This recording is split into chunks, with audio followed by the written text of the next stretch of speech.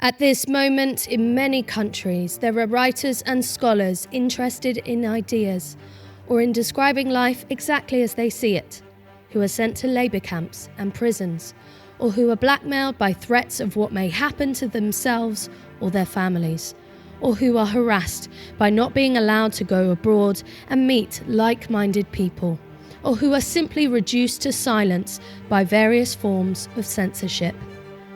Stephen Spender, a co-founder of Index on Censorship, wrote these powerful words in 1972. 50 years on, Spender's words still ring painfully true.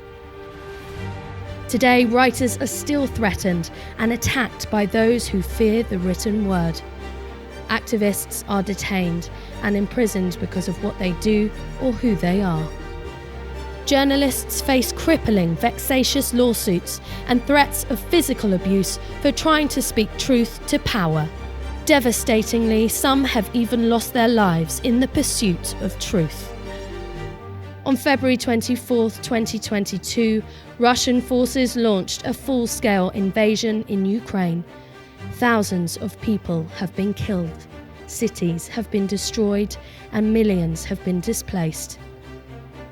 The invasion has significant repercussions for freedom of expression. Journalists are risking their lives to document the unfolding humanitarian crisis. In Russia, more than 16,000 people have been detained at anti-war demonstrations, while independent journalism has been silenced across the country.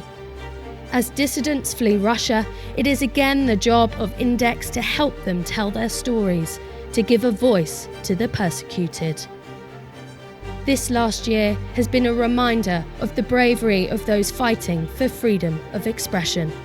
We have witnessed the brutal murder of Sir David Amess and the attack on Sir Salman Rushdie, the tragic deaths of Shireen Abu Akleh, Dom Phillips, Bruno Pereira, Brent Renaud, and dozens more. Too many people around the globe have been imprisoned for seeking to challenge the status quo in repressive regimes, including our friends Salma al-Shahab in Saudi Arabia, Jimmy Lai in Hong Kong, Andrei Alexandrov in Belarus, and Ten Lin in Myanmar. Each one of these names represents 1,000 more people whose stories we should know too, who have been imprisoned and persecuted for their belief in our core human rights, for their commitment to justice, for their determination to stand true against tyrants and repressive regimes.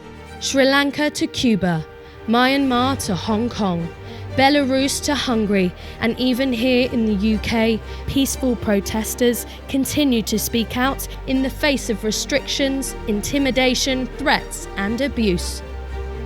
While the storm on censorship rages on, Index on Censorship continues to speak up for those who are silenced.